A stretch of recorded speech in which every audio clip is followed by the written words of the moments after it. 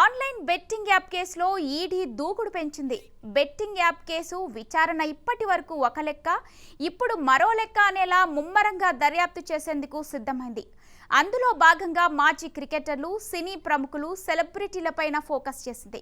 హర్భజన్, యువరాజ్ సింగ్ పై ప్రశ్నల వర్షం కురిపించింది. పలు నిషేధిత బెట్టింగ్ యాప్ల ప్రమోషన్లకు సంబంధించిన ఇన్వెస్టిగేషన్ను స్పీడప్ చేసింది. దీంతో ఈడీ విచారణలో ఎవరెవరి పేర్లు బయటకు వస్తాయనే సస్పెన్స్ నెలకొంది.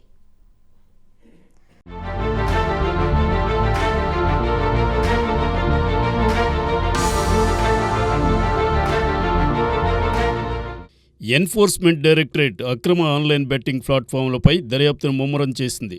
ఇందులో భాగంగా మాజీ క్రికెటర్లతో పాటు సినీ ప్రముఖులపై దృష్టి సారించింది.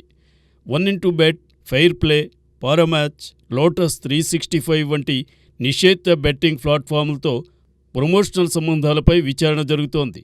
ఈ దర్యాప్తులో భాగంగా భారత మాజీ క్రికెటర్లు హర్భజన్ సింగ్, యువరాజ్ సింగ్, సురేష్ రైనా, నటుడు సోనూ సూద్, నటి ఊర్వశీ రౌతాలాను ప్రశ్నించినట్లు ఎన్ఫోర్స్మెంట్ డైరెక్టరేట్ ఉన్నతాధికారులు తెలిపారు.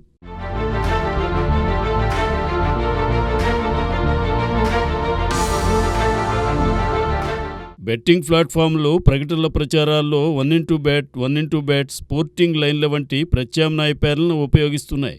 ప్రకటనలో తరచూ వినియోగదారులను బెట్టింగ్ సైటుకు దారి మళ్లించే QR కోడ్లు ఉంటాయి.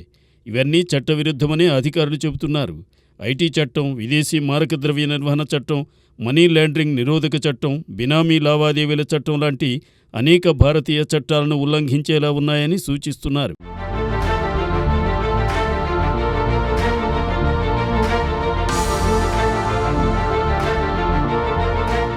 అయితే ఆన్లైన్ బెట్టింగ్ యాప్లకు సంబంధించి ఇప్పటికే కొంతమంది ప్రముఖులకు నోటీసులు జారీ చేశారు. మరికొందరికి త్వరలో జారీ అయ్యే అవకాశం ఉన్నట్లు తెలుస్తోంది. అయితే యువరాజ్ సింగ్, సోనూ సూద్, ఊర్వశీ రౌతాల నుంచి సమాధానం రావాల్సి ఉంది. ఎక్కువగా ప్రమోట్ చేయబడిన సంస్థల్లో ఒకటిగా 1xBet ఉన్నట్లు తెలుస్తోంది. ఎన్ఫోర్స్మెంట్ డైరెక్టరేట్ అంచనాల ప్రకారం భారతదేశ అక్రమ ఆన్లైన్ బెట్టింగ్ మార్కెట్ 100 బిలియన్లకు పైగా ఉంది. ఇది ఏటా 30% పెరుగుతోంది.